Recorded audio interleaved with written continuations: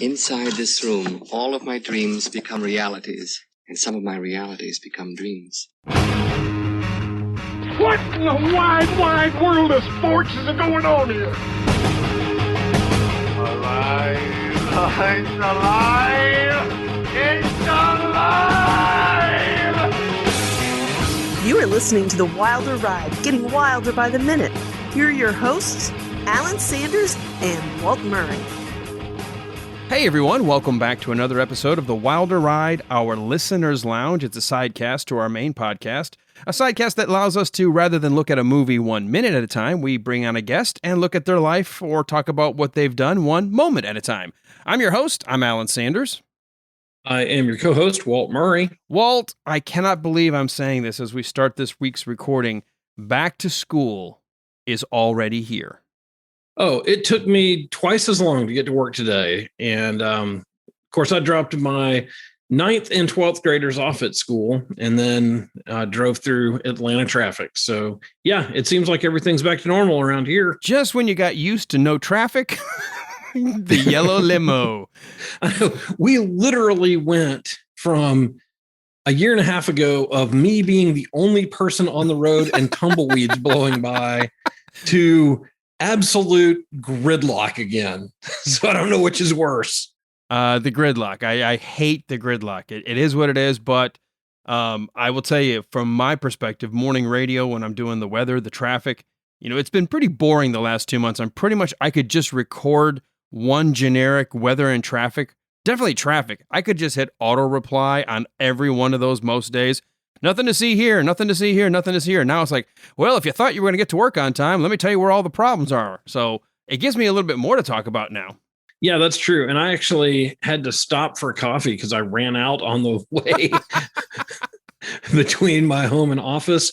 So I pulled into McDonald's for coffee and the lady was like, this is terrible. We only have 2 people here because somebody's sick. And she's just complaining and there's a line around the building. And I'm like, well, Atlanta is back to being Atlanta. We're 100%.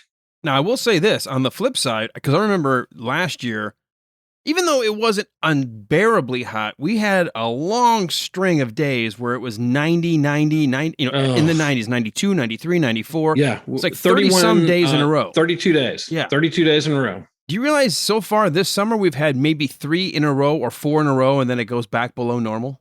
Yeah, before last Monday, we had 7 days this year over 90 degrees. That's it. So, yeah, and then I think we had 2 or 3 days last week. So we've had less than 10 days of 90-degree weather. I'm fine with it. It's been great. I'm great. I think today the high was 85. Mm-hmm. And it's going to be barely 80 tomorrow. That is just crazy. And in early August. For those folks who don't live in Georgia, this is like the Ice Age. Well, I'm not going to go that far, but compared to what we usually have, where it's just sweltering. Right. I will say what bugs me about contemporary culture that seems to think history only exists in the present. It never existed in the past.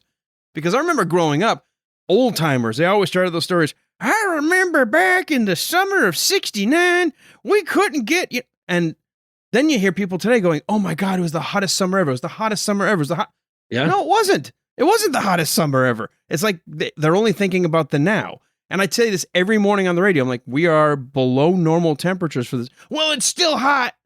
Well, you live in the South. It's right. Still You're gonna in be warm. Georgia. Yeah. I mean, it's like people in Arizona complaining about the dry heat. It's like, well, can you believe how hot it gets in the desert? I know. Weird, isn't it? It's like, hello, I've got an entire volume of facts for you. It comes in the Captain Obvious series. Would you like a copy? I was watching something a few weeks ago and they were just talking about weird weather patterns and they were interviewing some folks from the Tennessee, West Virginia area up in that kind of northeast part of Tennessee. And they were talking about a summer back in the 50s that it was so cold that you couldn't grow crops that summer. So it's weird how the weather just cycles. It does. It's just, and we joke about it in Georgia that if you don't like the weather, wait 10 minutes and it'll change. But it really is true that it runs in cycles, and that's just how it is. And people who lived through the last 2 years, who are 10 years old, are going to tell their kids, man, I remember when it was like this. And it just happens. That's just how it is. I mean, I remember a couple of summers like that in the 1980s that were just brutally hot, just horrible. And then the next 2 years were kind of weird and cold. Mm-hmm. On the flip side, think about how many storms they've already predicted that were supposed to be swirling and hitting us from the Atlantic, all the hurricanes, tropical storms, and except for a couple early, nothing. It's been quiet. Yeah, it has. Knock on wood, I'm not complaining. Don't get me wrong. Almost too quiet. Just quiet. Too quiet. Well, and what I'm afraid of is that we're going to get one of those winters where we basically ice skate to work every week. Well, you and I were talking about that, about the volcanic activity and watching sort of the trends and the patterns, and that if you again, you and I have lived maybe a hair more years than some of our younger Gen Zers out there. We remember things. It's called perspective. It's also called time and history and things you can look up. And like you said about the cycles, it does happen. And I mean, you and I remember, we're those ones who say, remember the blizzard of 93. Well, that's because there was an actual blizzard in Georgia in 93. Yes. That doesn't happen every year. You tend to remember those. Yeah. And what's going to happen is a couple of years from now, one of the online news agencies is going to come by one morning after we're done on radio and we're out whittling in front of WBHF and in the rocking chairs. They're going to say, these old coots remember when it snowed in Georgia. We're the Statler and Waldorf up in the back of the box of the balcony in the Muppet Theater. Look at this guy in the goofy mask. It's not a mask. Remember when cars had tires? Oh, that was the time. Remember, you could shine them up and fill them up with air. Remember gas? I've got some now. Oh, boy. Sounds like you hadn't forgotten. All of Pat's friends and families are like, why is Pat on this show? We haven't even introduced who's coming. Well, of course, they've read the title. We'll get to that in a sec. I just got to say this. The funniest thing is watching young now meteorologists or young reporters trying to report, and they try so desperately to get into the emotion and the hyperbole to try to make it sound so amazing. And I literally heard somebody say, we haven't had temperatures this hot since 2013. Right. Like, they're making it sound like this is a new record. It's never been this hot, except for that time in 2013 when it was hotter. Right. Like less than 10 years ago. I'm like, how short is your memory? It hasn't rained this much since last year this time. Right. Hello. It hasn't been cold since wintertime. Let's just line you up for your Emmy right now. It's so ridiculous, isn't it? And I hate to call it out, but you can go see the videos. It started with the folks in the Weather Channel purposely looking for low-lying areas so they could go crawl into it and look like they were chest high in water and go, the flooding down here is just horrible. And you see people behind them walking. It's like, oh, you're staging that. Or when was it Mike Seidel? He was doing the whole in the wind. He's like, the wind is so. And all of a sudden you see like two people just walking by, no problem. What they should always do is that they should come up with some kind of award and give it to those people that go walk behind them. Mm-hmm. And, some... Oh, it's weather. Let's call it the golden blowjob. Yes, exactly. So it's just a big bag of wind doing this.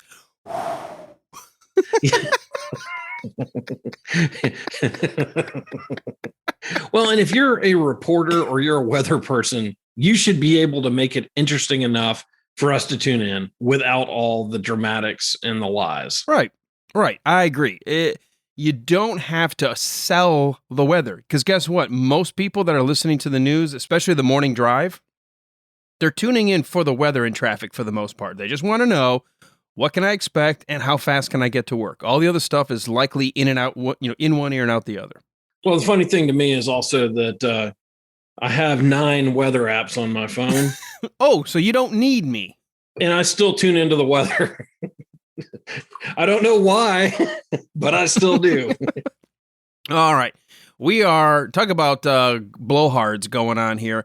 We have gone on long enough. We have got a guest who's been waiting. Well, actually, I think he was trying to make for the back door here in the last couple of minutes, so we got to get him on the stage so we can at least keep him here for the duration of the show. Folks, we had a guy with us last season when we had to shift over formats. We went over this before, but if you're brand new, we used to do movies 1 minute at a time. We did that for our first couple of seasons. COVID hit season 3.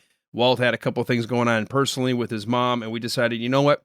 We'll all be remote. Let's just bring on guests. We've always wanted to have a guest talk show at the same time. We enjoy meeting new and cool people. And Pat McCormack joined us in season 3, talking all about his background and career. So I would certainly encourage everybody, go back, check out that episode for the history, because when we bring a returning guest, we don't have to go through a whole lot of that. We'll just get the Reader's Digest version. So, folks, put your hands together in the audience, and let's welcome back to our stage, Pat McCormack.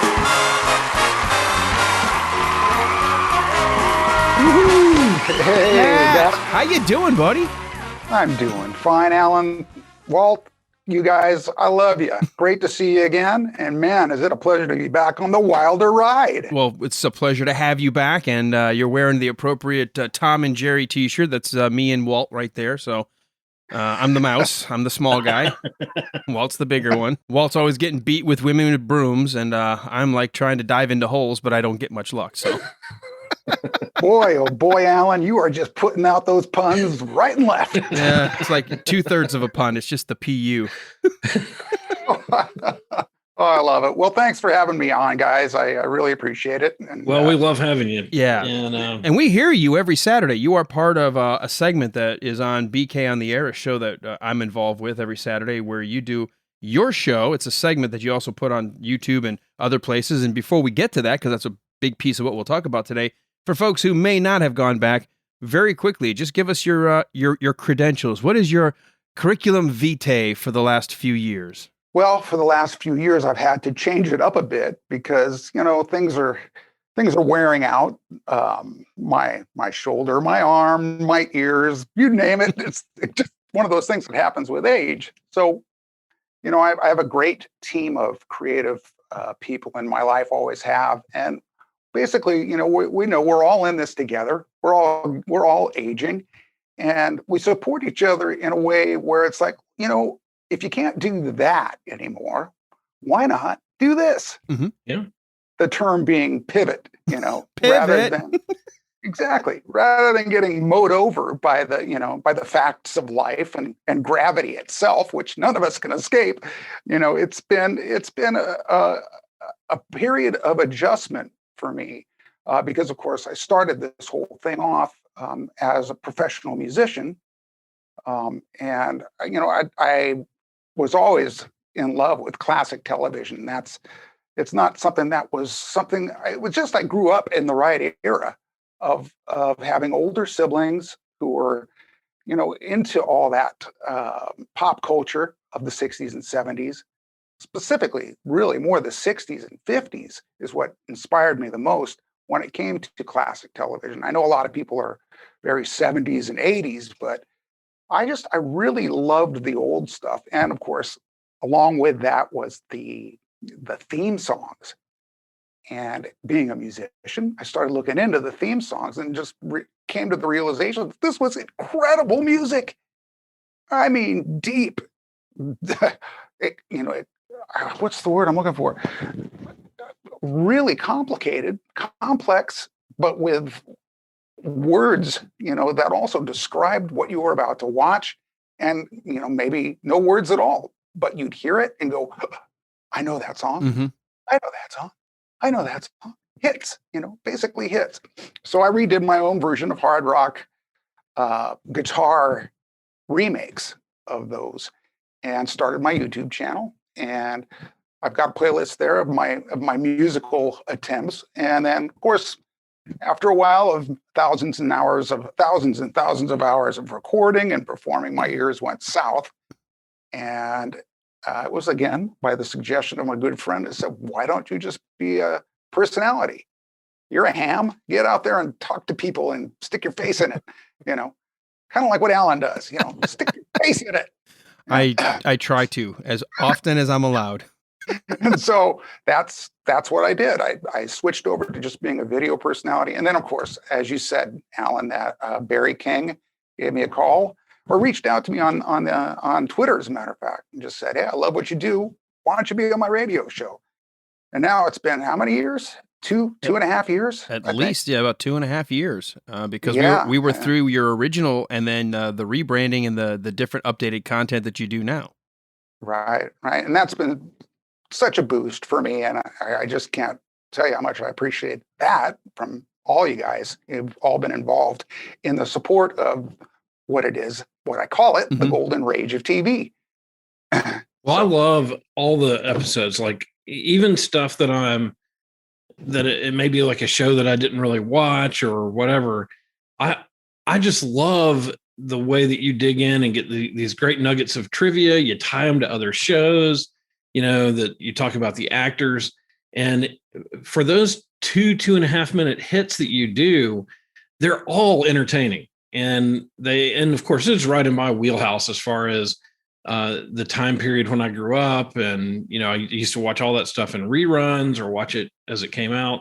So I absolutely love the stuff that you're doing. And, of course, I share it around to all my friends on Facebook. And so it is really just a high quality, great episodes. No, well, thanks, Walt. And what you were saying about the tidbits, the whole plan was to keep them short as hors d'oeuvres rather than the full meal, is what we like to say, and Right. that way it's not that people's attention spans are less, which of course everybody says that is the case. The algorithms that I'm trying to succeed on and with YouTube and even Twitter, well, not so much Twitter, but YouTube specifically, they want you to put long videos in, 8 to 10 minutes that they're saying is sweet spot. And, again, there's so much fine material and people out there doing that, and it's working for them. So I'm kind of looking at it going, let's see, I've been on there for how many years and I only have 950 subscribers. Well, here's my chance. I've got 50 more to go before I can actually start to monetize or request to be monetized on YouTube. So Wilder Ride listeners, Everyone. please Absolutely. like and subscribe. But again, it's just an audio thing that I do for BK on the Air. But as Walt was saying, I do also do a video presentation of these and get some great little interstitials in there. And I've had a lot of good support, compliments, and it's going strong. I'm on season 3, so that says anything. Let me ask you this. You and I chatted before after I started looking at, and I said, you do such a great job with the short form, and I understand you're trying to do sort of the hors d'oeuvre, but you could very easily make each of those between 5 and 10 minutes and really make it maybe a gourmet hors d'oeuvre, or like the heavy hors d'oeuvres, as my wife and I like to say, where we go to a wedding, like there's no meal, but it's heavy hors d'oeuvres, and maybe get a little bit more of that algorithm, because sometimes I feel like I'm missing, there's got to be more here, and I know you're trying to compress it, which is great. Have you thought about, maybe a long version and then the short version edited down? Well, it's true, isn't it? And isn't it funny how it's like some people are like, that's too long. I don't want to hear this much. Or and some people are like, I didn't hear enough. I didn't hear. It's kind of you just can't please everybody. And again, if I'm doing this just to please an algorithm, then that doesn't make sense to me. No, don't do it for the algorithm. I'm talking about for me. I'm asking for me. But well, let's be clear here. And it's true, Alan. And I think, of course, with a lot of these subjects, you could go on. Some of them, however, are just tidbits of trivia because there really isn't much more to it. It's like, here's a really cool factoid about this, and the rest of it is just fluff and boredom. I've got an idea, though. I wonder how this would work, because a lot of times, like Walt said, you will tie things together. You'll reference this person was on this show, this person was on this show, this person may have met before, and then they came back together. You could almost, if your editor was up for it, string them together. Exactly. Look at you, always one step ahead of me. I'm telling you, Sanders. I don't know how Barry keeps up with you, but with that said, you're right. That was the thing. That was the next plan. And we were just going to talk about that tomorrow. We're going to, like you said, I've done so many. Mm-hmm. I've done hundreds of these. And it had been suggested to me by another popular YouTuber. I got to say his name, Dave Sundstrom. If you're a YouTuber and want to look at some great content, Dave is one of the best, and he has just been so supportive of me. Again, his name is Dave Sundstrom, and he actually said to me, you know what, why don't you take some of those Gilligan's Island, because you've done 4 of them, and put them together as one, Mm-hmm. and then you'll be hitting that sweet spot. So again, great minds think alike, and quite frankly, I hadn't thought of it, but well, later in the episode, and folks who are longtime listeners of this season, we talk about what we're watching, what we're reading, and what we're listening to. I have, in the last, for pretty much many of the episodes this season, I'm finding it more interesting to go to my popular YouTube channels more than my television channels. Sure. Oh, it's been killing. I don't know if the pandemic had anything to do with it. I would think, of course it did. A little.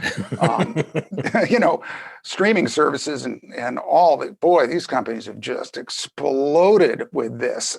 Not that it was something that they had planned or like, all right, everybody's sick. Now's the time to hit them. I don't think that was it. No, I don't think that was intentional.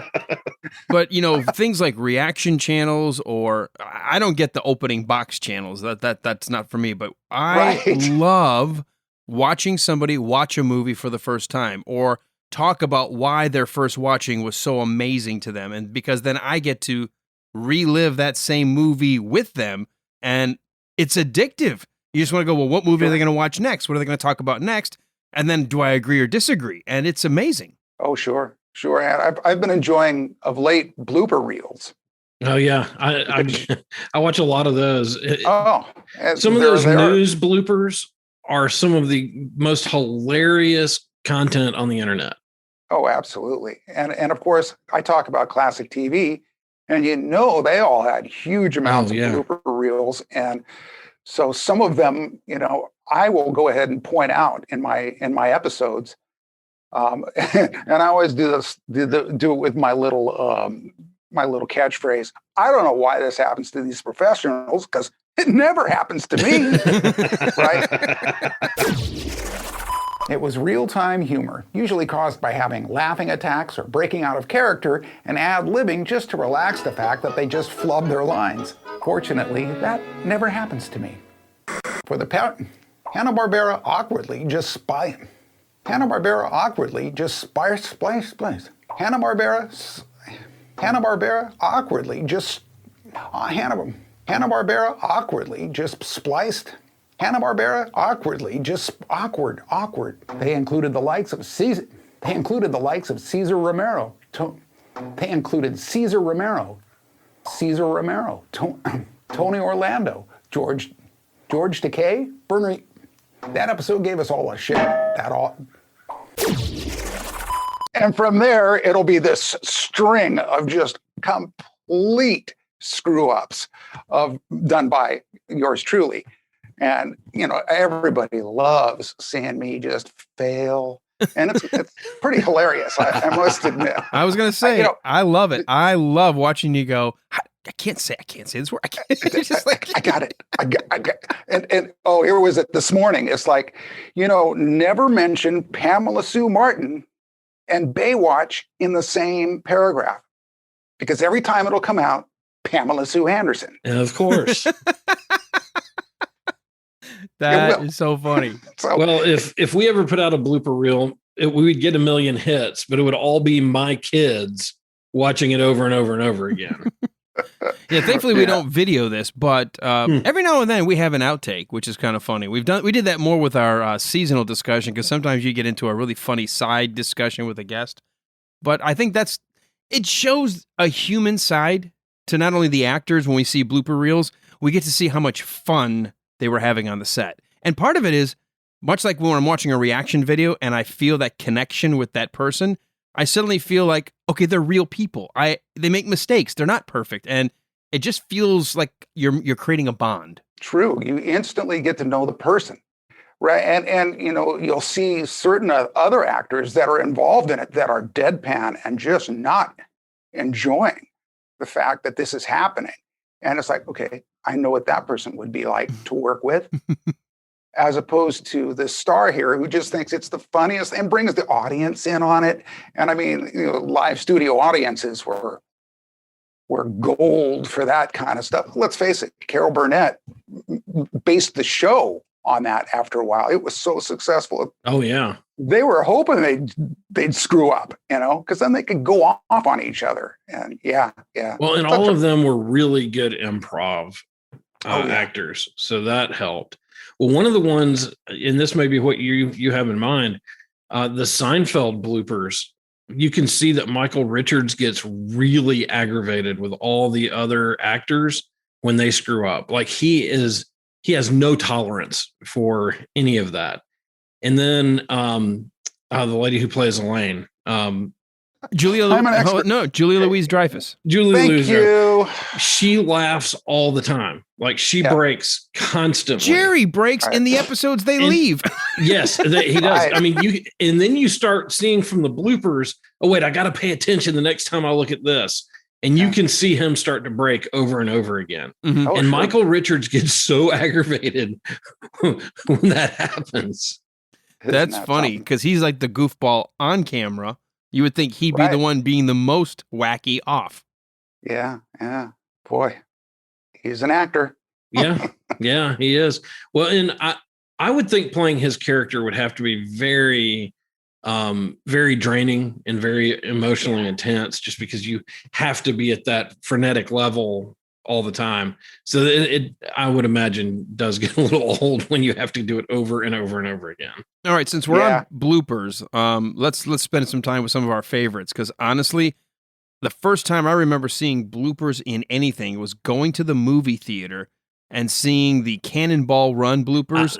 Absolutely. Anything with Burt Reynolds, Smoking the Bandit 2. Let's see what else. The Cannonball Run 2. It seemed like Burt Reynolds, if he was involved with a movie, there must be a gag reel somewhere, and they just started to run with it. And I became a fan as a result of that. Well, those bloopers with him and Dom DeLuise, you about wet your pants watching those bloopers, because those two are so great together. Pat, what about you? Do you have a memory of being introduced to the concept of the blooper reel? Well, yeah, I was introduced to the concept with the Star Trek blooper reel, which could have been one of the first ones to get really popular, because it was something that was pirated. They didn't want it out there, and so it was kind of a sneaky thing to see, and just horrible quality. But it was somebody decided we need to hold on to this stuff because it's valuable. It's great. And so ironically, just before I joined you guys, I was looking on YouTube and I came across Star Trek 4. Is it The Voyage Home? Yeah, 4. It's 4. The bloopers. And it was great. I mean, I was laughing out loud. So, again, they're very valuable and they're out there everywhere on everything. And of course, one of my upcoming videos is Mama's Family bloopers and outtakes, and it is phenomenal. That is exactly where I was going. One of my favorites. I stumble across it all the time, probably because I've watched it so many times. The algorithm says he's due for a rewatch. Throw it in his feed. Is the one where they're talking, where Tim Conway's going to the circus and trying to talk about the elephants and everything with everybody, and just continues to try take after take after take, and finally, what was it? Vicki Lawrence is like, I don't know what this asshole is going to say next. And Dick Van Dyke almost passes out. He's cracking up so hard. Yeah, that was the Carol Burnett show. Was that crazy? I thought that was Mama's Family. The one I'm talking about was no, because Tim Conway was never actually on Mama's Family. That's how it spun off to Mama's show. That's right. See, it sounds like I know what I'm talking about every now and then. I trust you more than I trust me. Just tune in, folks. Look, if it comes to making up facts, I got it all down. But when it comes to actual facts, I got to go to other people. Right. And that's the thing. That's what's hardest about what it is that I do, is you have to be accurate. You have to be accurate, which means triple checking dates, names, eras, for the sake of the families that are still around when I talk about these people, you cannot be wrong. And I've been wrong. I'm certainly not perfect, but that's one of the things that I'm constantly battling, is just making sure that I've gone over everything enough times and spelled everything right. There's another thing. Spell the names right. Yes. And boy, do stars love to mess with the spellings of their names. Man, oh man. Which makes no sense. But no, it doesn't. Let's just make it very difficult for you. Well, I know that one of the things that when you spend any amount of time reading about Hollywood and that world, there is so much rumor and so much, so many urban legends that revolve around the shows and the actors and actresses. How do you get past all that and cut through the BS and get to the real stories? Yeah, and I mean, a lot of people on YouTube and with their own social media channels based on this stuff really do go off the negative. They thrive on the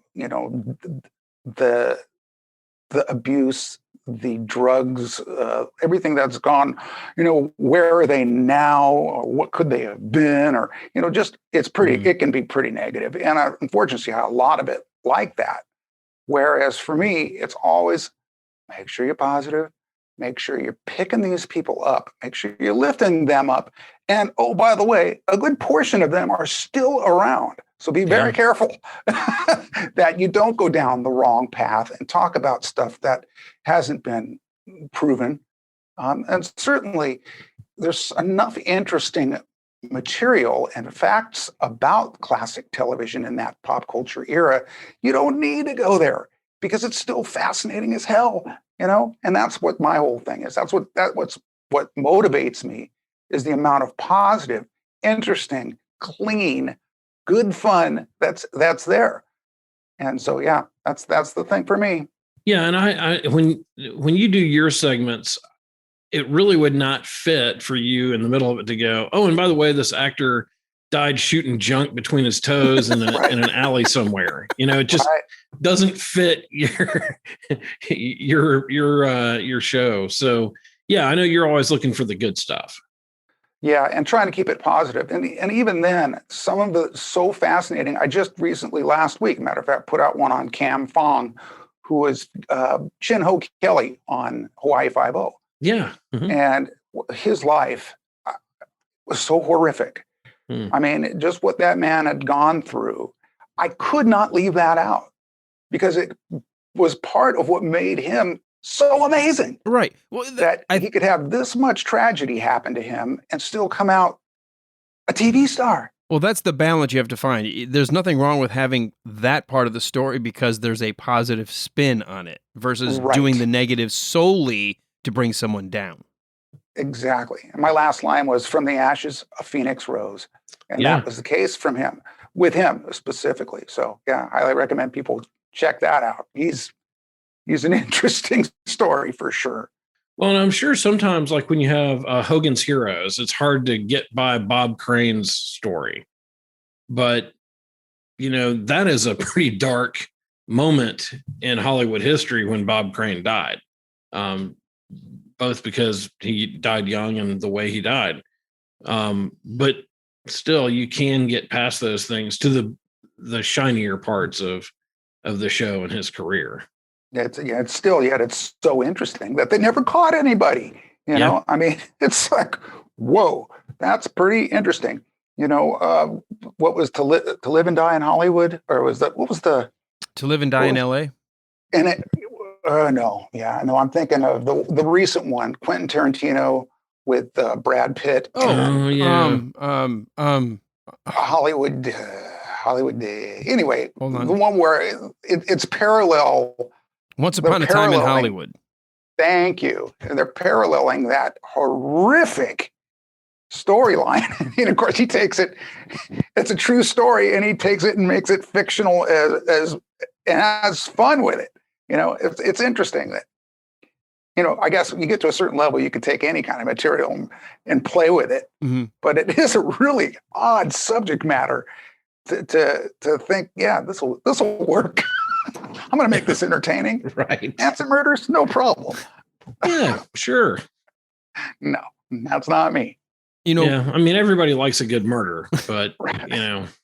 Don't get me wrong. I loved that movie. Boy, oh boy, what a treat that was. Especially the ending. If you haven't seen it, you got to see it.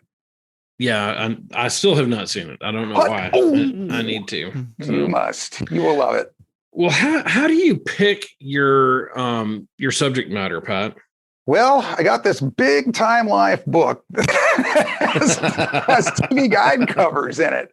Honest to God, that's what I did for quite a while. Or I would just go and look, and it would be like, oh, okay. It's funny. I really just dig it into my head. What did I love? What was that era of shows that I loved? And then I'll start writing. I have to start writing. And then what happens is it'll morph into what I think is a great idea. And then I'll find a side channel to what it was I was talking about. That's even more interesting. And so, I try to keep it about a show, an actor, an episode, and or everything that again it's simple and easy to understand rather than no drama. And again, I'll pick something that maybe a lot of people haven't really heard about, a certain show that they've never heard of, see if there's anything interesting about that, and then I've got an episode. I wish it was that easy because it's truly a lot of work writing these. As short as they are, getting that information compacted and making it a good beginning to end, a kind of a feel with, and making sure you mention everybody that should be mentioned. And it's a real, I didn't know that's what I was getting into. I was like, I can be a ham, I can perform. I'm a performer by nature, but writing, it's tough. This is new, and it is tough. And so I've got a whole new appreciation for script people. And so, I think I'm getting a little better at it as I go. Certainly getting better at the on-camera thing. If you look at some of my earlier ones, you'll see what I mean. Now, this kind of goes along with what Walt was saying. The name of the show is, the golden rage of TV, a pun on the golden age of TV. But you actually are having to move out of the golden age. You can't just stay in that era. In fact, you're going to eventually run out of material or recycle material. And I like how you are slowly moving into maybe even the early 80s. Oh, yeah, absolutely. And that is part of classic television. I think classic television really is a 30-year back window. So anything 30 years ago and before that, I consider classic television. That's just me, of course. But yeah, I'm trying to expand a bit time-wise. And because again, there was a lot of interesting things having to do with the 70s and 80s shows too. To me, they didn't have quite the quality. I'd say that very carefully because there were definite positives about it, but it just seemed to me, being really picky, that the shows kind of went more for the easy payoff, the visual, the music, just aspects of it that weren't quite driven by the story, the vibe, the monster, the twist, the mystery of all of that, which was, of course, we know which shows I'm referring to basically in the 60s and 50s where, they just really spent a lot more time being creative with the shows themselves. I felt once the 70s and 80s hits, not so much. We'll just, we'll put the stuff out, and there will be those gems. I mean, of course, MASH was like that. Magnum PI, huge fan. It would be a great example. MASH, I already mentioned, but some of the sitcoms, again, I was like, I've got to put it up against I Love Lucy, and nothing wins. Well, I was going to say the odd thing is we can probably name those shows, because they stood out so far above the other ones. If you look at a show like Cheers, yeah, the writing, acting, was so much better than anything else that was on TV. The at ensemble atmosphere they created, that improv atmosphere of it, as if you're just really at the bar. It was fantastic. Yeah, the sitcoms of the 70s and 80s ruled. Absolutely. I totally agree. And those were some of my favorites, the ones that you guys just mentioned. I did one on Night Court recently, and I forgot how much I loved that. Night Court was such a great show. Yeah. WKRP in Cincinnati. Yeah, that was another one of my favorites. It goes and goes, So there was a lot of great stuff in that area. And yeah, thankfully, now I've got a good 50-year span. And I wanted to correct you, Alan. The channel is the Golden Rage of TV, or actually Golden Rage of TV is how it's written. But the actual show that I do is called Retro TV Trivia. Okay. Oh, so, okay.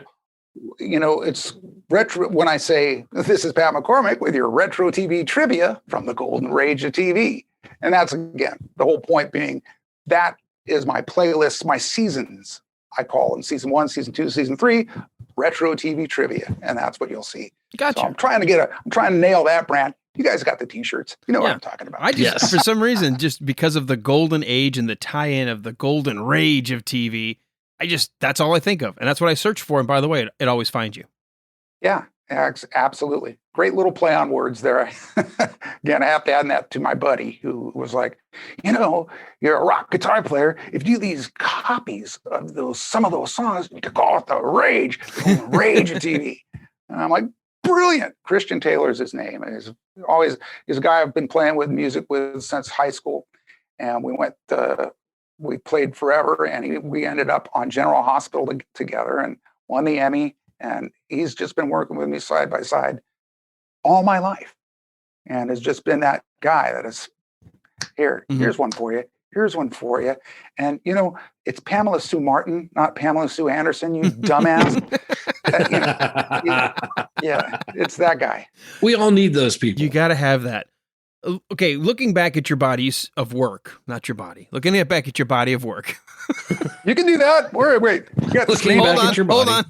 This is a family-friendly show. Oh, Johnny.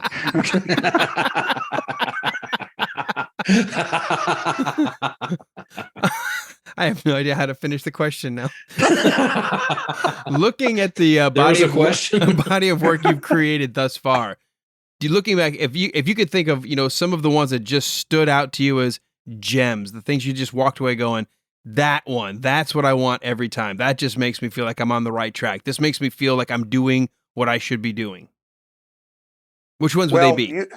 Musically, I'm most proud of my Alfred Hitchcock theme. That is awesome. The Marionettes.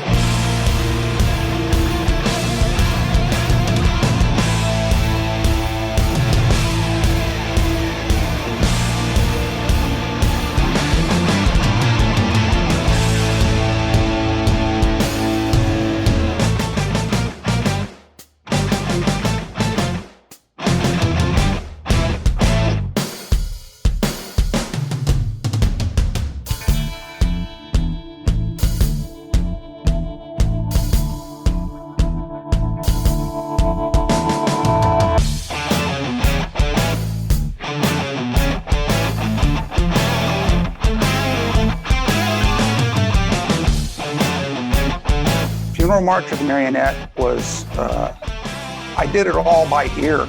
I listened to the classical symphony of it and took it all apart by ear, back when my ears worked. 40 guitar tracks later, I had that piece of music done, and it's my masterpiece. After that, musically, it was the theme for Get Smart.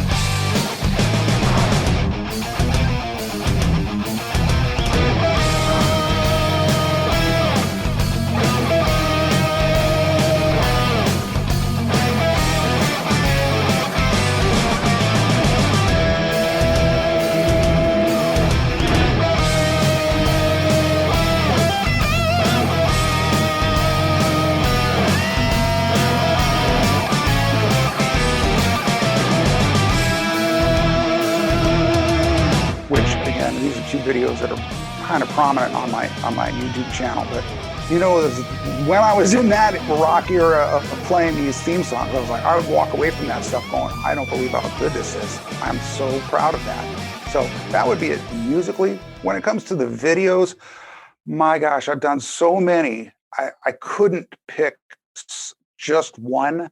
You know, I could look at them and go, well, there I was on that one, and there I was not quite so on, and there I'd probably been drinking the night before, and there I was drinking morning of. there it had been a while, and my wife said it's still going to be a while, and there I don't know. It's funny. You can draw on a lot of different moods when it comes Honey, to I just did Shazam, huh? No, you're not. No. Well, and the reason I ask that is because sometimes, Walt, we have a running joke now. Every single time we get done with an interview, he texts me, goes, "That was the best episode we ever had." I'm like, you know what? Every episode is the best episode we ever had. But I think it's because we love what we do, and we truly do enjoy every single guest, because every show is unique and different because of the content of the guest. So I didn't know what your thoughts were about when you're covering stuff. Do you maybe a better question is there an era you just feel better playing in versus others? Absolutely, the '60s. Absolutely, the early to mid '60s and late '50s, for that matter, to me was the best era of classic television. And I know a lot of people will agree with that. I know a lot of people will disagree with that. And so it's, as you said, Alan, what was it for me? And that was the era that, again, I'm going to say all the '60s were great. And then once we got into the '70s, it was the sitcoms, like you guys had mentioned. Those rocked for me as well. Didn't you like some of the dramas? Because I remember the first medical drama I ever saw as a kid, and I didn't quite understand it. And I want to go back and watch, because in my memory, it seems like it was a good show. Quincy, the medical examiner. I remember Quincy, great show. And I mean, that was a drama. You know, sure. And I thought that was a fantastic show growing up as a kid. I just remember it to this day because I was drawn to the show. Right. Streets of San Francisco, same deal for me. It was like, wow, I'm not old enough to really be deep into this drama stuff, but it would draw me in, and Beretta was another one that did that, where it had that edge where it drew me in. So yeah, I get what you're saying. So yeah, I mean, I'm a fan of all classic TV. My era, '60s. Do you think you'll ever, and maybe you have and I just didn't see it, spotlight any of the Wild Wild West with Robert Conrad? I have. Greetings, fellow classic TV fans. Did you know that Robert Conrad almost got the role of Anthony Nelson on I Dream of Jeannie? But fortunately for us, he got the part of James West on the Wild Wild West. And they were also considering the Wild West West. I wonder if they thought of how the West was wild. Well, eventually they settled with the Wild Wild West, and the sci-fi western was off and running. And the successful show ran from 1965 to 1969. But of course, because it was successful, they had to do a big screen remake. This movie, starring Will Smith and Kevin Kline, was trashed by the critics. Will Smith is on record for regretting it, but Robert Conrad protested the making of the film from the beginning. Of course, the movie went on to win 5 Razzie Awards, which of course are given out to the worst films of the year. And just to drive his point home, Robert Conrad attended the Razzies and accepted the awards. Again, like what you were saying a little earlier, Alan, might behoove me to try to create separate episodes of conglomerations of certain shows that I've done. Mm-hmm. And I know I've done some on Wild Wild West because, there's just, it's funny though, because a lot of those shows like that, and I'm not going to say that one specifically, but I'll look at it and go, there's got to be a lot on this. There's got to be a ton of interesting. There's not a single interesting thing about this show. Really? I'm not saying Wild Wild West. I'm not saying that specifically, but that's what will happen. Gotcha. I'm like, I am just sure that I'm going to get an episode out of this. And it's like, well, there's one interesting fact. And I can't write 300, what my number is 330 words on that one interesting fact. I mean, again, I don't try to put too many different facts in there because there's obviously, you just kind of lose focus of whatever it is I'm talking about. Kind of like what I'm doing now. Well, the reason I bring that one up is that's another example of a show that I caught in syndication every single time it came on. Even though I was a cartoon kid at that age, something about that show, I would just watch it. Love the idea of sort of a James Bond in the Wild West, uniquely American. It was just a cool show. It was sci-fi. It was spy-fi Western, is what they called that, which I thought was a really great moniker. I don't think that's the one they had for it then, but that's what it was. So is there anything that you watch now that is that's out there that you like, that's worth watching? Oh, I knew that question was coming. What? There's not enough options out there? And that's the funny thing. That's the funny thing. Is so many options out there. And I think last time I talked to you guys, I was saying how much I loved Ozark, and that was that. Then there's all these other look, I love all the Marvel shows that they've put up so far. Those have blown my mind. So I'll always be a fan of that geeky stuff. But Ryan, give me the question one more time. Is there anything? Are there any shows that, and I'm kind of thinking more along the lines of network type TV, that you're watching now that you find to be even close to what we would look at in the classic realm? No. Point blank. No. And it's probably because I'm so always in research mode for my show. And anything having to do with TV is like I'm just pouring all of that into what can I share with my audience that would be interesting about this. So it doesn't mean that it makes me not interested in the idiom at all. Of course I am. But ironically, what I've been doing is watching sports. Now, of course, it's the Olympics right now, and there's plenty of reasons to be doing it, but I've just become such a sports junkie. The basketball finals just recently happening. I live in the Bay Area, San Francisco Bay Area. San Francisco Giants are going to go all the way. Just have to say that. And what's happened now is just the season. I've started watching entire baseball games. I don't know where that's coming from, but it has nothing to do with classic TV. Or maybe that's my wife. It's like, you're not getting that, so think about baseball. Well, there's some nostalgia there because you talk about something from our childhood that has not significantly changed. It's very similar to, I watch an Atlanta Braves game now, and it's very similar to going to watch the Cincinnati Reds when I was a kid. The quality's a little bit different, but I grew up watching Pete Rose, Johnny Bench, all those guys, and it's essentially the same game. And they're selling the exact same hot dogs and pretzels, and I mean the exact same hot dogs and pretzels that they were selling when I was a kid. So there is some, it's almost a touchstone back to our childhood. It's full on nostalgia, and it's true. And again, maybe that's why I'm looking at it and I'm like, when I watch classic television shows, the ones that I know I really like, what do they give me that feeling of relaxed, warm inside, mellow enjoyment? Yeah. And what does baseball do for me? That, which is crazy. I mean, you would have talked to me last year, I would have went, baseball? I'm only a fair weather fan. Wait a minute. But let's face it, I've been in this, I grew up here. So I've always been a Giants fan. I saw Willie Mays' last game, as a matter of fact. So that's how long I've been here. But again, it's funny because I was just going to say, what are we watching? And with the Olympics, that's also great because my kids are watching it. They're taken in by it. And what has happened, it's created this bond specifically between me and my daughter, who loves watching the competition. Mm-hmm. She just gets it.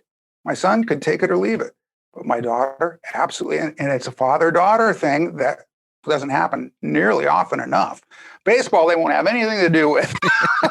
Yeah, no. You know, and it's Olympic baseball. What are they trying to do to us? You know, That's almost too much. yeah. And it's like, no, watch field hockey. That'll bore you. And as I'm watching, I'm like, this isn't boring at all. This is amazing. I know my oldest daughter played volleyball all through high school. Well, first couple of years. And so she'll watch volleyball. So we'll talk about that. She'll occasionally turn on something else, but like I'll watch everything. Water polo, handball. Great. I was watching badminton today, and it was like China versus the Netherlands, and I'm cheering for the Netherlands. I mean, it's crazy. I'm like why am I cheering for the Netherlands? I don't even know anybody from the Netherlands.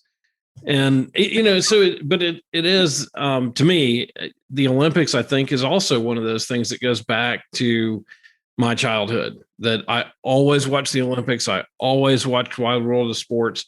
So you always got those kind of crazy oddball things where, a guy throws a melon in the air and somebody shoots it with a bow and arrow, and you're like, where is this from? And it's like the Outer Mongolia Games.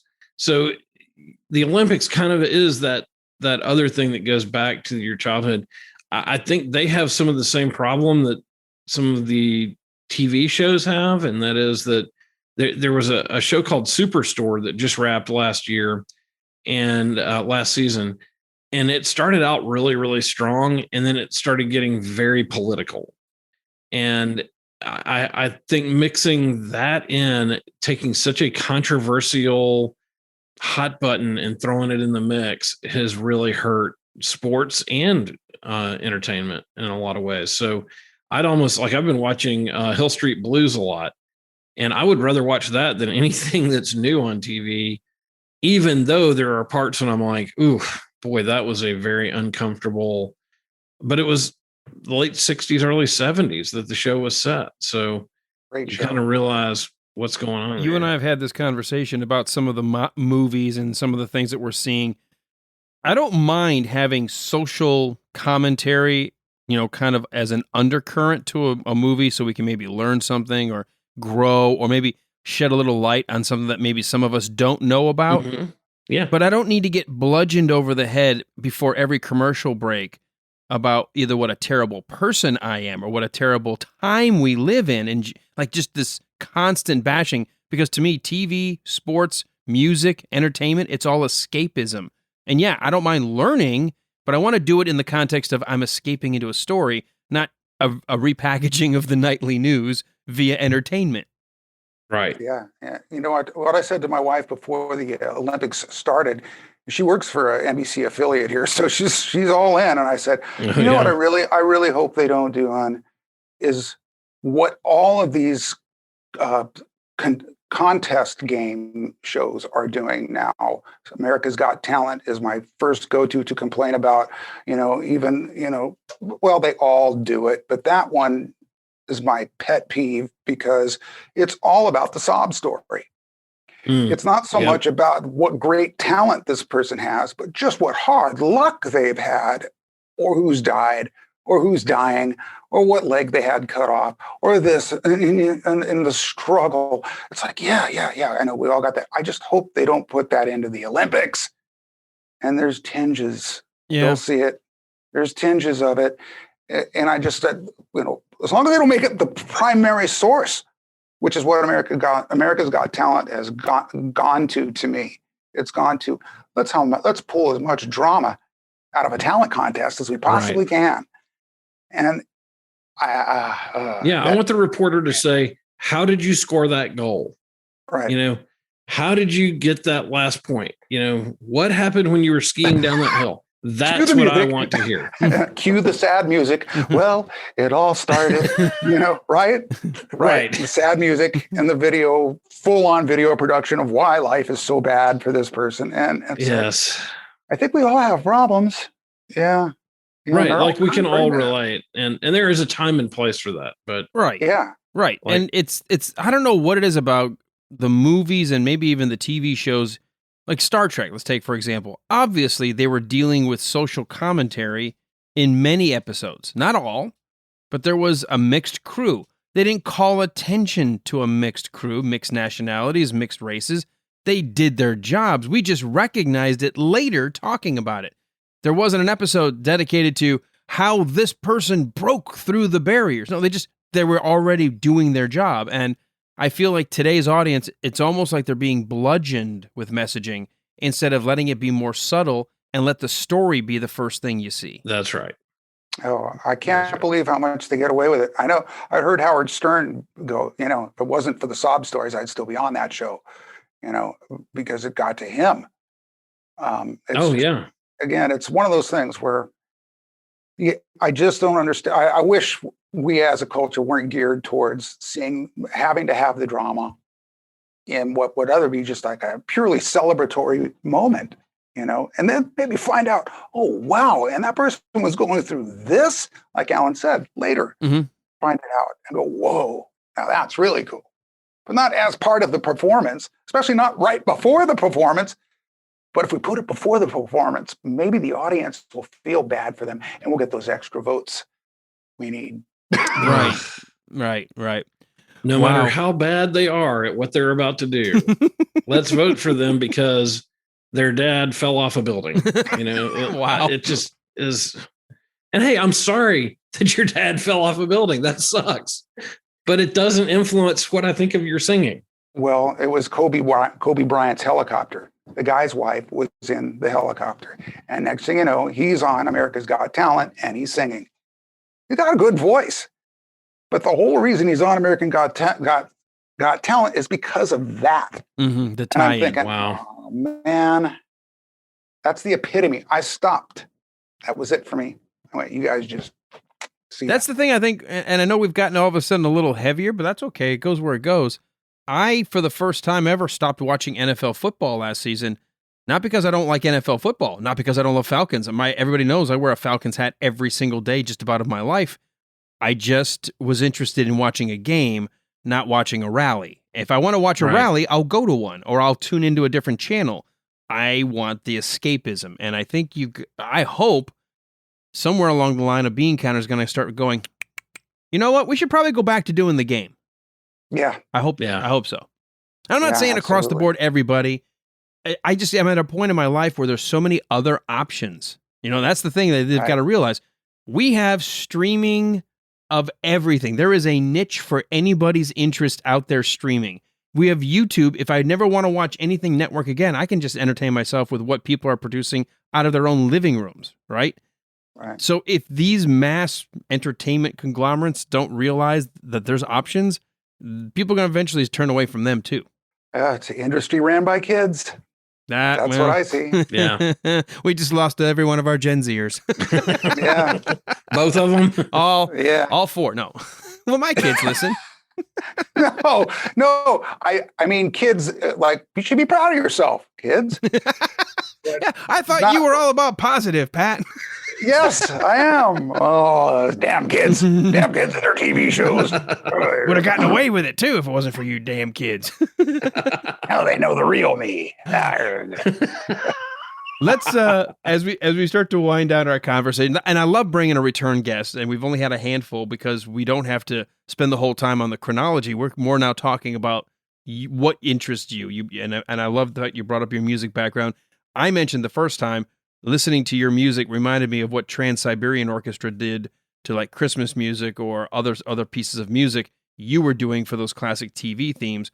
Hate that your hearing and your years of play have had to cause that to come to an end. But the shift to what you do with your channel is just as engaging and entertaining to me. And I love the fact that we have crossed paths. No, I appreciate that, Alan. And again, yeah, you guys have been a big inspiration to me as well. You're all three of you, BK and Walt are just, I tell you, I've been listening to you for years, and it's been, like I said, what can I learn from these guys? A lot. What not to do. Here's an example of what not to do. Yes, exactly. That's what I was just getting to that. Who not to have on the show. Who not to let talk. Now let's talk about Barry. Oh. And we're out of time, so great to have you.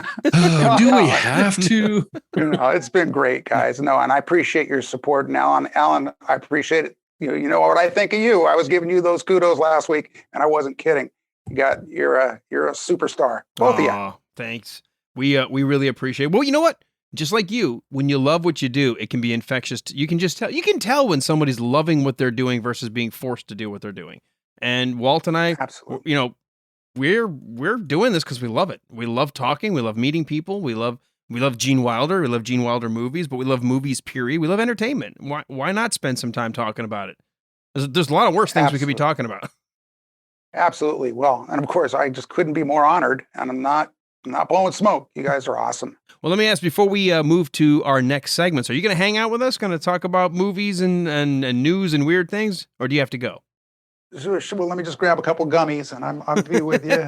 He's going to be fun. I do live in California, you know. Well, we'll have you reiterate it at the end. But right now, if somebody's kind of like at that midway point of the episode and they're going to pause and they want to go to your channel, they want to learn a little bit more about you, maybe social media, engage with you, maybe invite you to their podcast. How do they find out more about you?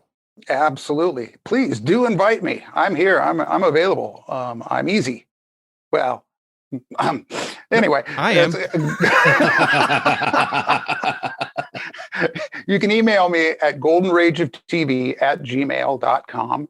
And you can also find me on YouTube, Facebook, and Instagram at Golden Rage of TV. And on Twitter, I'm at Golden Rage of TV with the number 1. And you'll find me there too. And I'm looking for people to support me. So give me a call, or don't give me a call. Send me an email. Sign up, subscribe, like, love, live, all of the above. Buy ad time. Yeah, exactly. Buy me a Sponsors. coffee. He's looking for a sponsor. Seriously, great stuff. And you can binge them. We're all into the binging, but you can just find a track or find the most recent ones and just keep hitting because they are short and little nuggets of really golden goodness from the golden rage of TV, or golden age, but it's the golden rage of TV. All right, folks, we have got to get to our next segment now. It's where we put Walt through the ringer because Walt came up with it. And so, be careful what you wish for. It may be what you get. He wanted to have recommendations of bad B, maybe C, D level movies. And he's got another one in a segment we like to call God, what is this? Stop it! I don't get me out of this hell! Walt. I loved the title for this week's episode or movie. What did you end up watching? Well, this week's movie, oddly, some of our listeners had seen this movie before, and they should be ashamed of themselves. This movie was called Cannibal Women in the Avocado Jungle of Death. It was 1989. Did its rating include 3 digits or 3 letters? Well, okay, so there are several versions of this out for some reason. The one that is on Amazon right now is PG-13. The one that is on there's the video version that's floating around out there, apparently on like Laserdisc, that is R and doesn't have everything blurred out. But it's just your typical 1980s crappy sexploitation movie. Well, not even really that. I don't even know what this is. It's kind of supposed to be a comedy, I think, like a comedy adventure sort of thing. I don't know. But here's a part of the problem. IMDb does not have a summary of it.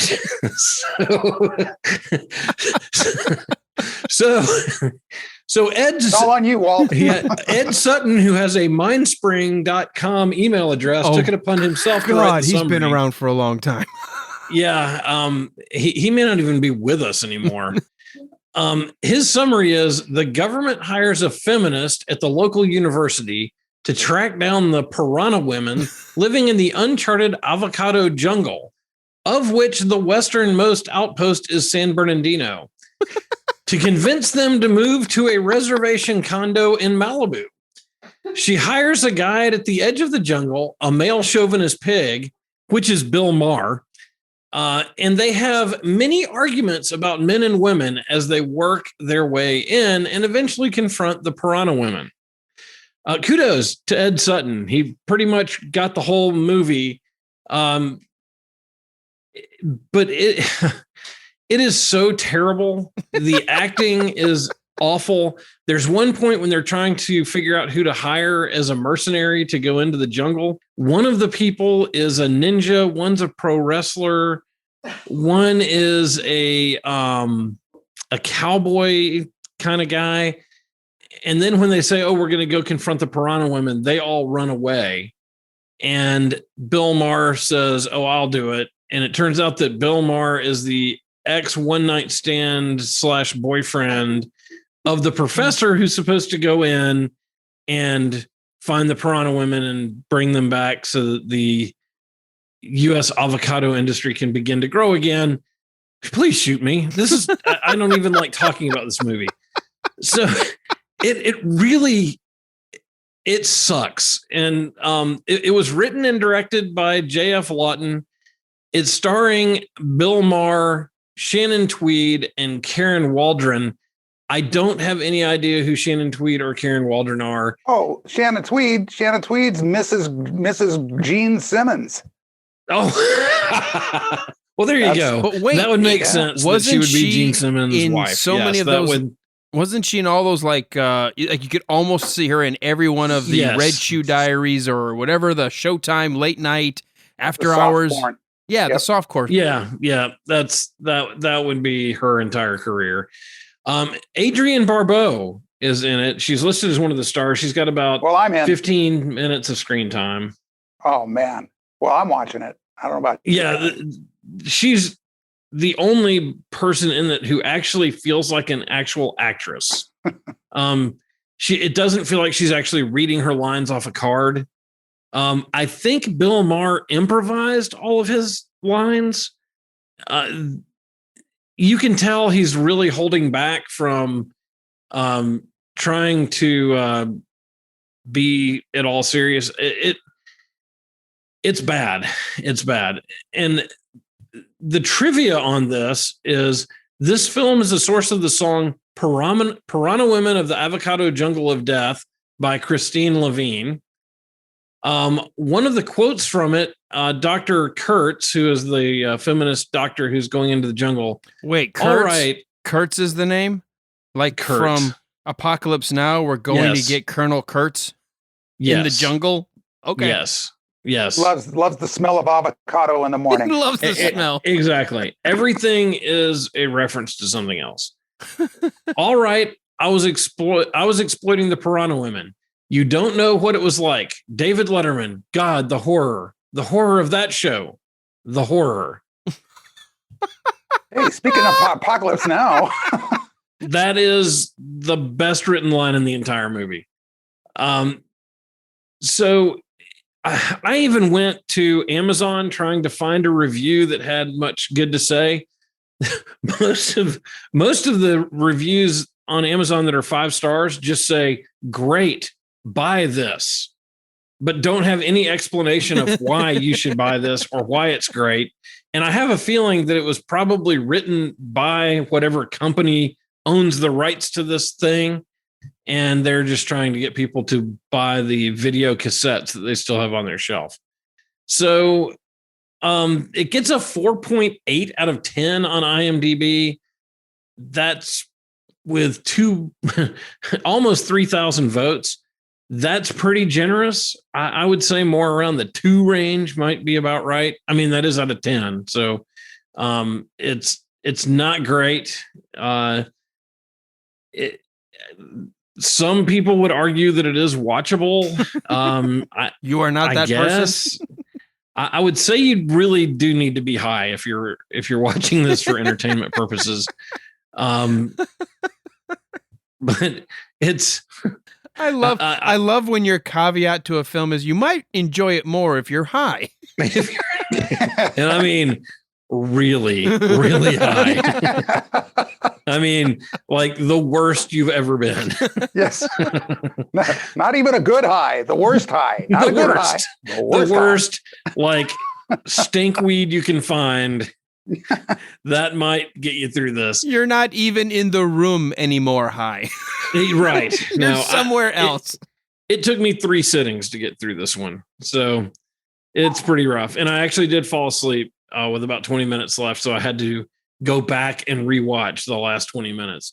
So it's lame. Oh, and they get attacked by a hippopotamus, and their explanation is that the California hippopotamus is smaller and lighter than the other hippopotamus, and that's why nobody's seen it before. And Bill Maher goes into an explanation of hippopotamuses. So don't bother. The title of the film is the best part about it. That is definitely the most creative part about it. And it's really, there's nothing redeeming in this one. Wow. That is a harsh but true review.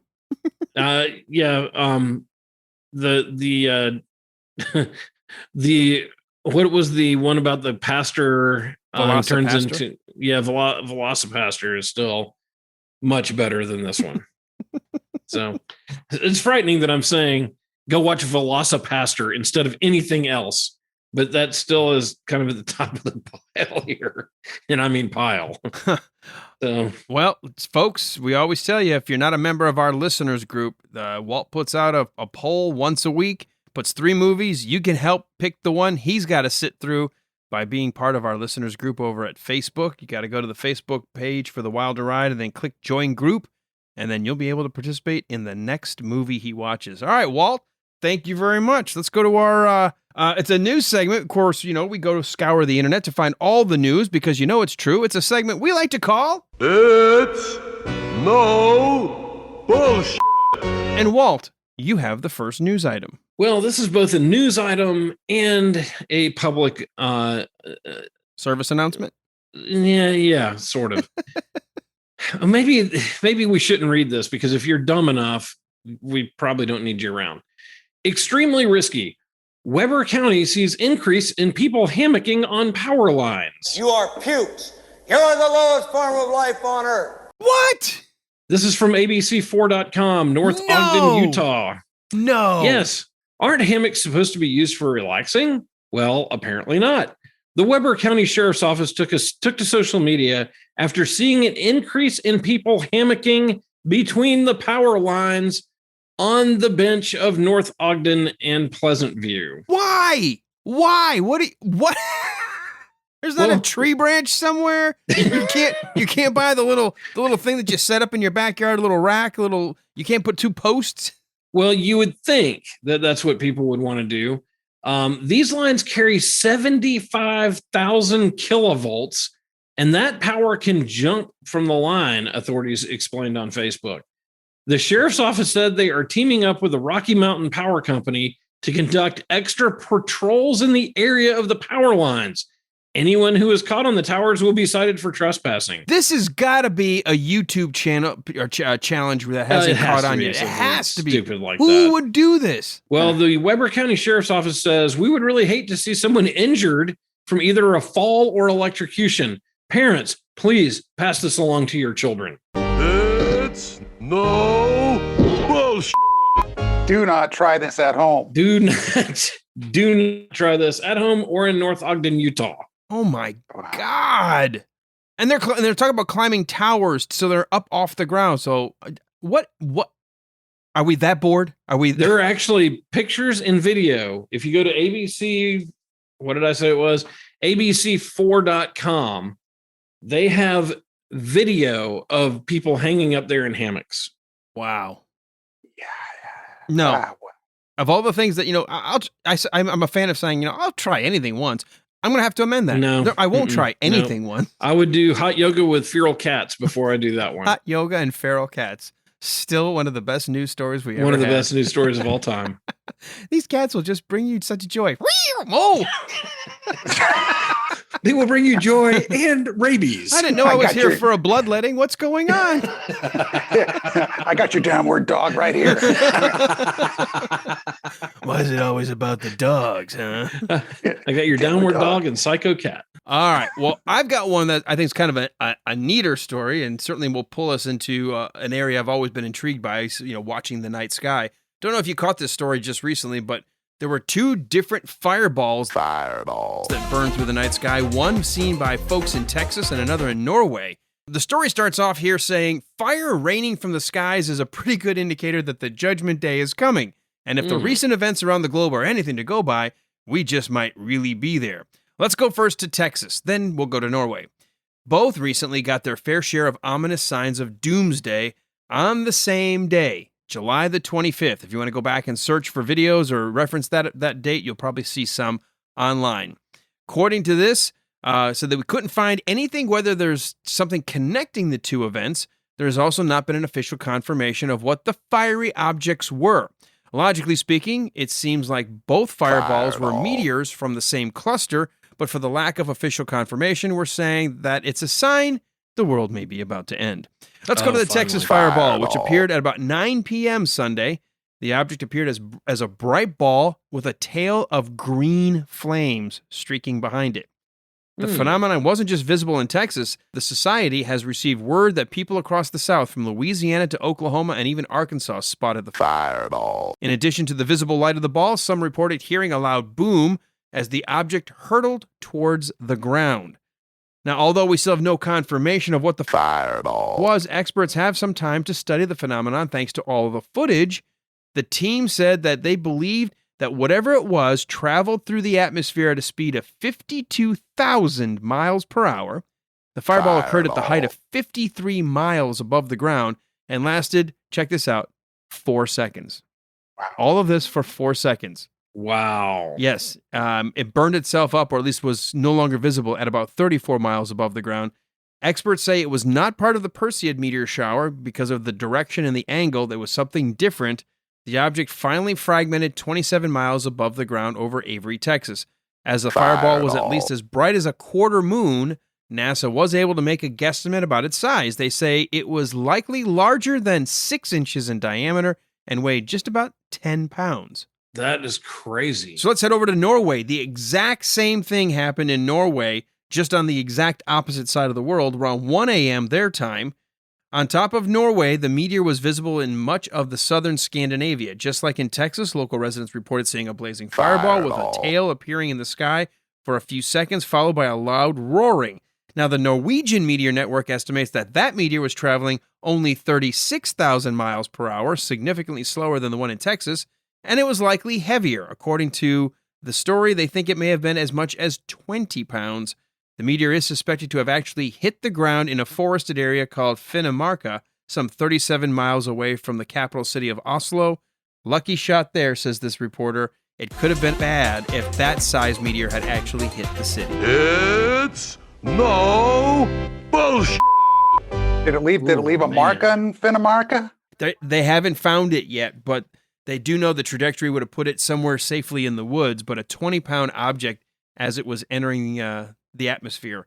So there was still enough of it to hit the ground. Boy, it's a good thing that Texas one didn't hit anybody in a hammock in Utah, I tell you. Could have slingshot its way around the sun, gone back in time, done it again. What was that? I don't know, I'm sleeping. There's something from the sky. I tell you, it's out there. All right, well, we're going to move on now to Virginia Beach, Virginia. World's biggest bottle of soap coming to Virginia Beach on Saturday. Okay. Folks, there's nothing going on in Virginia Beach if they've got to have an article about the world's largest bottle of soap. But I'm going to tell you all about it. This comes from WAVY Channel 10 News in Virginia Beach. In an effort to raise awareness about the continued In an effort to raise awareness about the continued importance of hand hygiene, the world's biggest bottle of soap is coming to Virginia Beach this Saturday. Well, there's something you don't see every day. The bottle, currently in the middle of a nationwide tour, it's on tour, is 21 feet tall and weighs about 2,500 pounds. That's a big bottle of soap. Not only is it the largest bottle, but it also holds a Guinness World Record for donating the most hygiene products within a week. I'm not As touching a part that one. of the 16 I'm not touching that one. As a part of the 16-city tour, the bottle will be at Rite Aid on Salem Road from 2 to 5 p.m. on Saturday with a photo booth and giveaways. In addition, people will be able to help assemblymen. I'm sorry. People will be able to help assemble hygiene kits for children in the foster care system. While in Virginia Beach, event organizers will donate a pallet of soap to LGBT Life Center and also donate hygiene kits to Connect with a Wish. It's no bullshit. So, way to clean up the town. Wash your hands, That's how people. you clean up a town if I ever heard it. Please don't make us bring the hygiene project to your community. Every time I think about somebody being on tour or something on tour and wanting to get some suds to watch it, I'm not thinking this way. I do not think this way at all. Not at all. In fact, I don't even have a desire to go see a giant bottle of soap. I don't. It feels like that thing that used to say in the largest bottle of twine pull off at this exit. I mean, I don't need to stop for it. Well, if this is the biggest thing they've got going in Virginia Beach, I'll pass. Scream for me, Virginia Beach. It's a very clean town. It's very clean. It's a very clean town. All right, I've got the final news story. Look, a lot of weird stuff floats up on shore from the sea, but this story and the contents have to rank near the top of the list. The residents and beach bums in Palm Coast, Florida got a real surprise July 24th. An actual real-life UFO washed up on the shore. Congratulations on your discovery, which may well prove to be among the most significant in the history of science. No, not a flying saucer. Awesome. An unknown floating object. According to this, it was a strange hamster-like vehicle held aloft by red buoys. Have you seen this story? I have not seen this story. In this case, though, we're talking about an occupant who was actually inside what was described as a hamster-like vehicle. It wasn't an Atlantean or a visitor from a foreign planet. The whole thing was the latest stunt of, a Florida man, extreme athlete Ray Reza Baluki. Baluki, age 49, had been attempting the unbelievable task of walking from Florida to New York across or up the Atlantic Ocean. This sounds like a lot of Baluki to me. He set off on his journey, on his oceanic journey from St. Augustine on July 23rd, but less than a day later ran into some issues. The occupant came across some complications that brought him back to shore, said the Flagler County Sheriff's Office on its Facebook page. Baluki later told CNN his tracking device started acting up, and his backup tracker had been stolen. As a result, he had no choice but to return to dry land. I don't know where I am. There's the shore. How about you use that as your big marker once you keep going north? Right. His journey only went 22 miles when he had to give it up. But, as the next section says, never give up on your dream. Baluki has tried similar ocean voyages before with equally poor results. His first trip on the hamster wheel was in 2014 when he tried to walk from Florida to Bermuda. At that time, the Coast Guard ended up having to rescue him off of the coast of St. Augustine. They also slapped him with an order saying he should be prohibited from ever embarking to sea. Yeah, give up on your dreams, man. It's time to stop. In 2016, he decided to ignore the order and attempt the Bermuda trip again, and ran into the same issues 3 days later, and once again had to be rescued by the Coast Guard after he activated his emergency beacon. The Coast Guard, one of the supposed recipients of a fundraiser, he says, I'm doing this for a good cause. I'm raising money for you folks. You know what they said? It cost $144,000 to mount the rescue operation for you. Don't help us. We're going to bill you and your hamster. We'll pass. We're good. We don't need your help, dummy. According to the last line here, one thing I want to show people is if sometimes you fail, never give up your dream. If only he could just find a cheaper dream. It's amazing. It's astounding. But it's no bullshit. Yeah, give up your dream, please. I love the Coast Guard.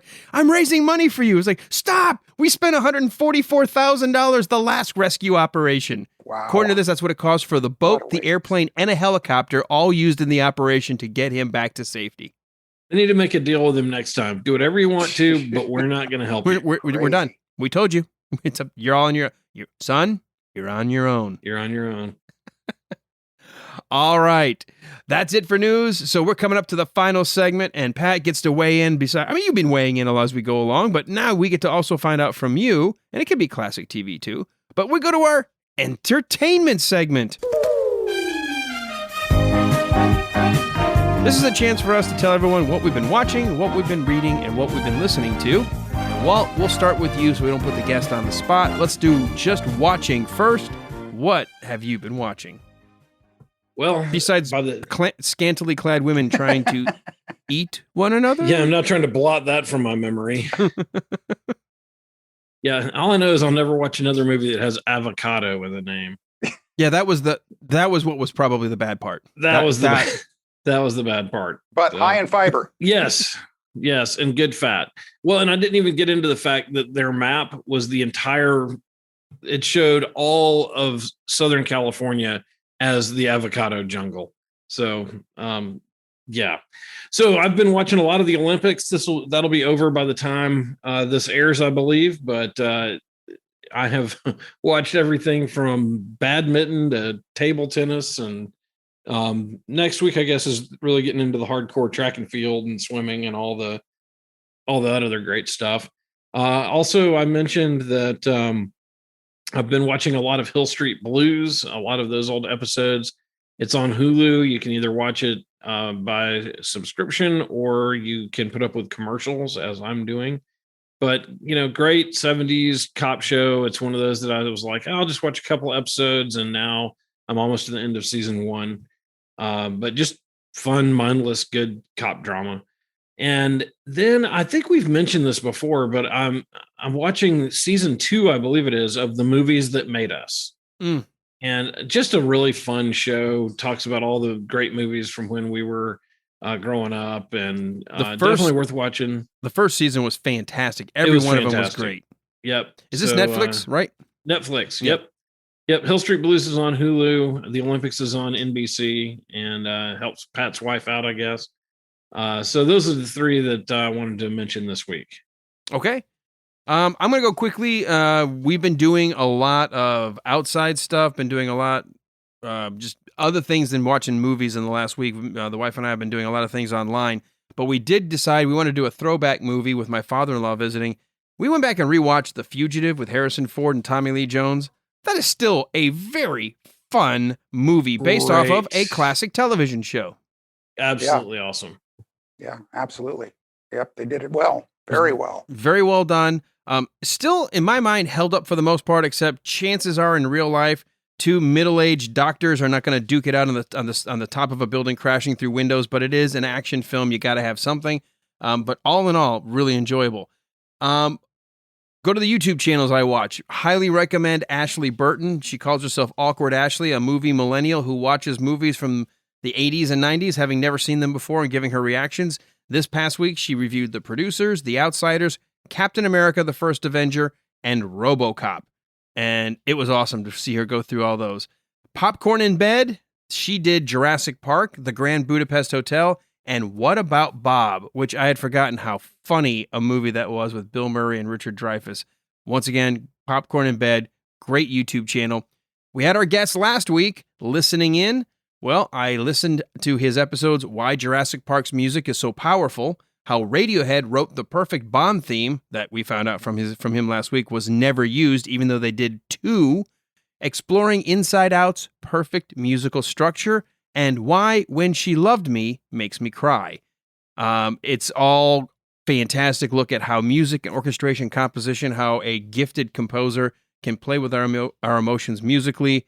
So, Pat, I would highly recommend, if you've never checked out the channel Listening In, he does it from a score composition perspective, but you would probably understand his musical terminology more than I would, but he does it in such a way I still am fascinated by watching him talk about the note structure, the chord structure, and how he'll say, here's where the composer doesn't quite fulfill it. It's still as if it's missing something, and it doesn't resolve until the end when the character resolves the story, that we get to the final perfect chord, and I'm just blown away. So it's great, great stuff. So that's what I've been watching this past week. Pat, let's go to you.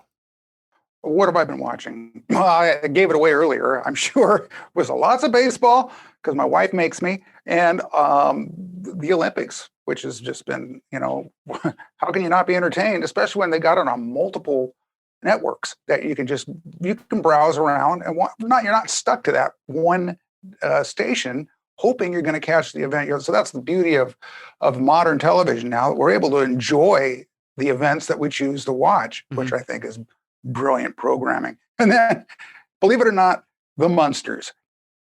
The classic Munsters: Fred Gwynne, Al Lewis, Yvonne DiCarlo, Butch Patrick, Pat Priest. And I'm telling you, I watch it just because it's on at a certain time where I'm starting to wind down. And I'll put it on and go, oh God, this is so hokey. This is so, and then the next minute I'm laughing out loud. I'm laughing out loud at a show. It's a great show. It's a great comedy. And I'm like, okay, wait a minute. Now I'm hooked. And even though, they have a short batch of reruns I'm watching on Cozy, K-O-Z-Y TV. So you see a lot of the same episodes, but it's still, for me, that's never been a problem because, I just like getting into the feel of the black and white. And so that's what I'm watching. Excellent. That was a show, again, as a kid. I liked them both, the Munsters and Addams Family. I think I gravitated more to the humor of Addams Family, but I loved them both. Right. The black and white feel just worked. It worked for both. Well, just the fact that they were having a satire about movie monsters or horrific, but that for them, that's normal. We were the crazy ones. We on the outside world were the monsters. And I love again, it's the social commentary very lightly underneath if you pay attention, but yet they still could have fun with their episodes. This is why I love it. I don't disagree. Not at all. All right, let's move to reading, if anything. This may be a light category because we've all been super busy, but Walt, I'll go to you first. I've still been working on the Star Trek book and the book on the history of the road trip. Those are going to tie me up for a while. But I'll keep you updated on those as I go. I've got the same Star Trek book that Walt bought 2 copies by mistake, so I actually got one. I think they actually sent you 2, right? It wasn't a mistake. It was I screwed up and I just hit 2 instead of 1. So I have one, and I really appreciate that. That is really cool. I have not picked it up in the last 2 weeks. We've just been so busy with my father-in-law visiting and doing some doctor's visits and spending time talking to him about baseball and trades. He's very much, for somebody who's 81, almost 81, he loves his smartphone because he asks it questions all the time. He gets his scores all the time. He's looking at the trades. We just went through the trade deadline. He starts telling me about all these players that I don't have names memorized, but you know what? I get to spend time with him. And since my dad's been passed away for 4 years, I'm going to cherish every second I can get. So I've been trying not to ignore him too much in the evening, unless we're all watching a movie together. And we've been doing that a lot, as you know, from these previous last few weeks of episodes.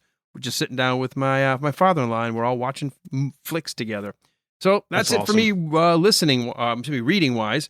Pat, you reading anything right now? Any good books you can recommend or periodicals? Have you been to the library? Boy, so many questions. I don't know where to begin. Yes, I've been to a library, Alan. Thank you. Nespresso. I bought a brand new Nespresso coffee machine last week, which I love, and I have been riveted with this owner's manual. I can't put it down. I can't. That is absolutely not where I thought that was going. It's like, it does what? It does what? Whoa! I gotta try that. Meanwhile, I'm so jacked on caffeine. I'm just like, what's next? What's in the next one? Oh, good. Oh, God, I can't wait to do this one. Oh boy, it'll froth your milk. Frothy milk. Oh, frothy milk. Milk frother. Oh, what a page turner! You asked for it. I got it.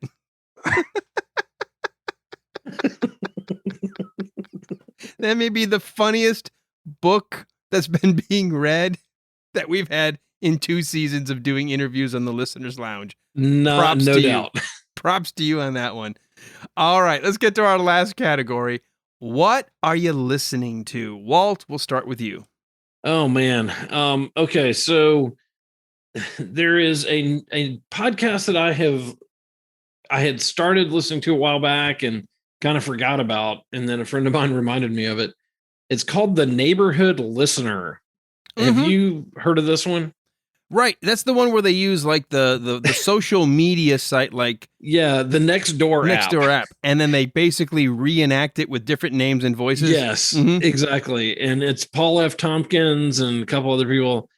It is absolutely hysterical. I mean, because some of the crazy crap that people post on there, just to start with, is pretty hilarious. And like, I was going through the one for my neighborhood, and it's everything from, did you hear that gunshot, to I found 4 cats in my yard and now they're tearing my house up. Whose are they? And they go through the crazy things that people post on the Nextdoor app and reenact them. So it is hysterical. So check that out if you get a second. One that is not hysterical is Dr. Death. Season 1 of that is absolutely horrifying, and it's about a real doctor in Texas who was a spinal surgeon and killed a couple of people, wrecked several people's lives, and now they've got season 2, which I'm about to start.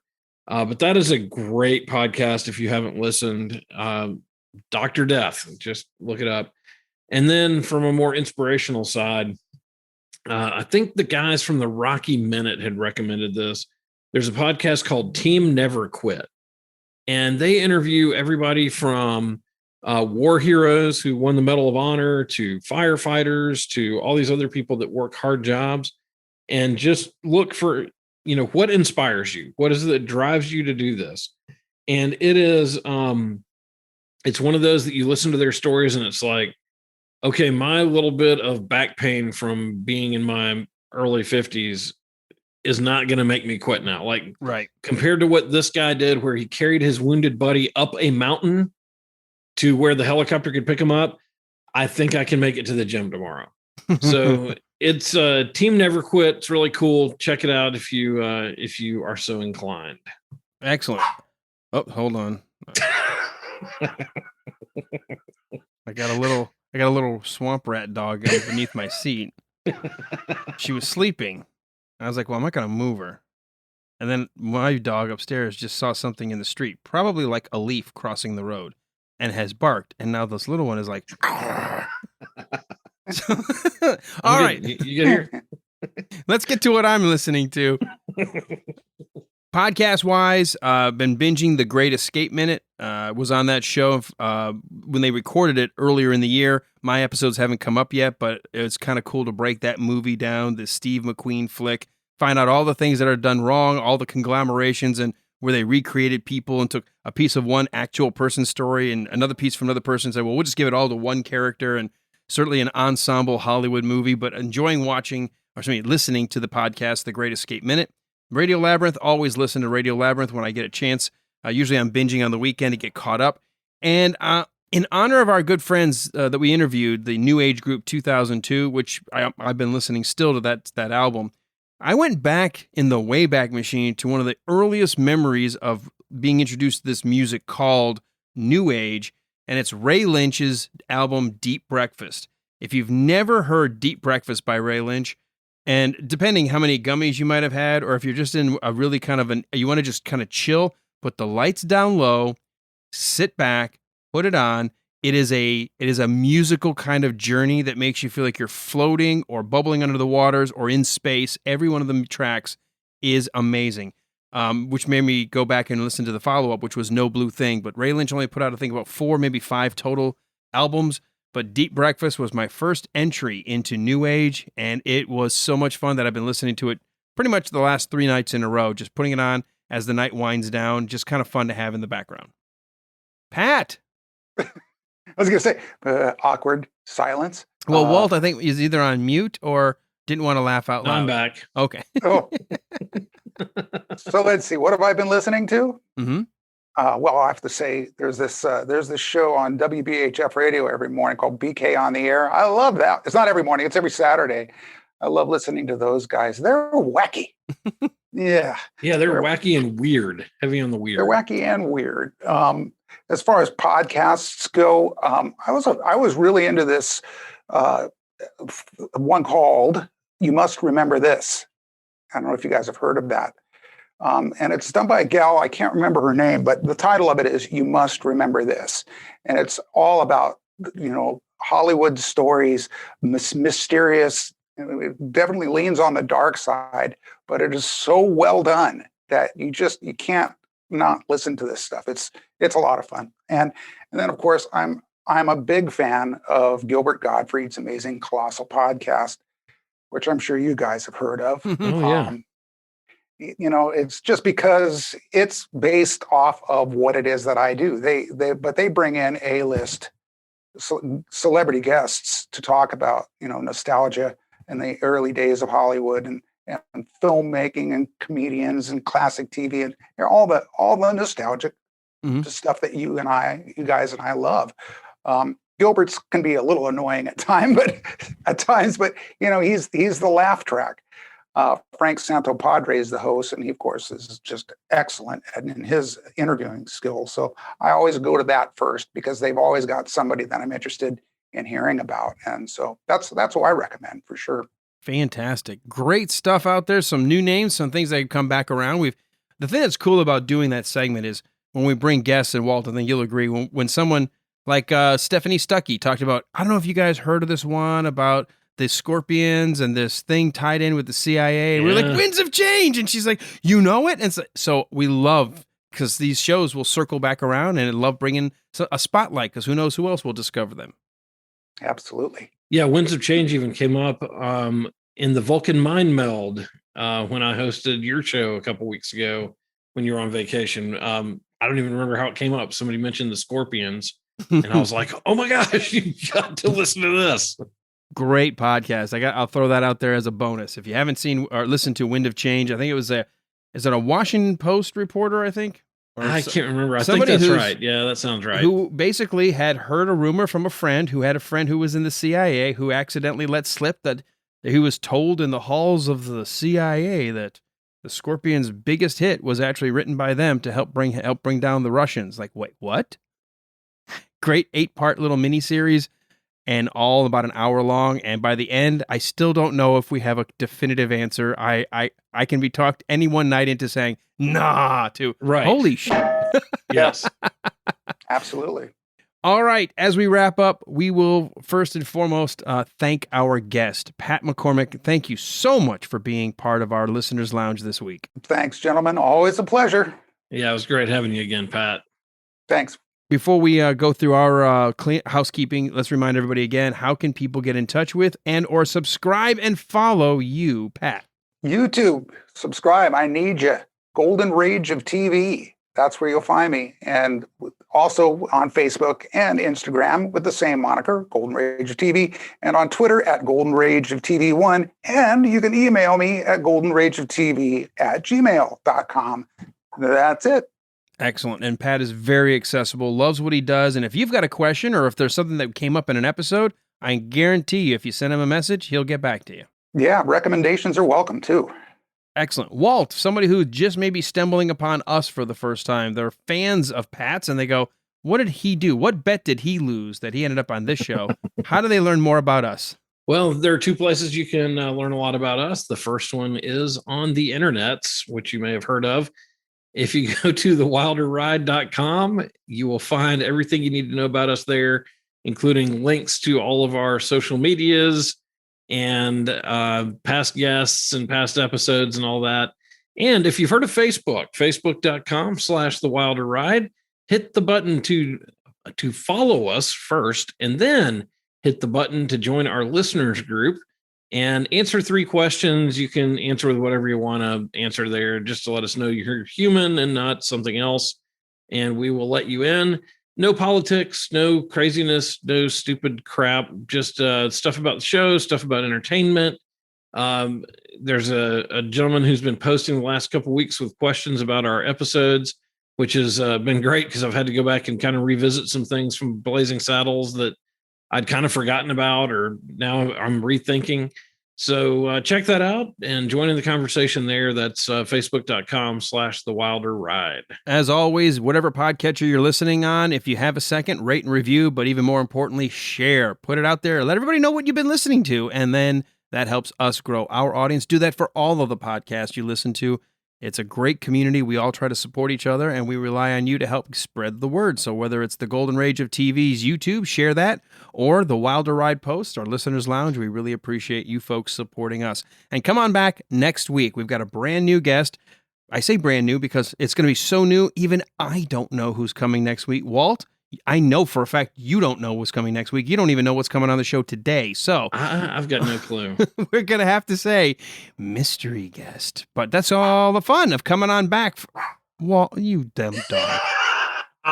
Lola, I needed Perfect 30 timing. seconds. Not even 30. 20, hold on. It's a Keep podcast. that. Just let her bark. That's great. For all that and more, you've got to come back next week for another edition of the Wilder Ride Listeners Lounge. Oh, so much fun, Pat. I'm glad you were able to make a time out of your afternoon to play with us. My pleasure, of course. Yeah, thanks, Pat. It was like great. Saturday morning cartoons all over again. That's my life. That is the story of my life. My wife's favorite phrase is, you're 50. Can't you grow up? I'm like, I can't stop getting older, but I'm not growing. Exactly. That's right.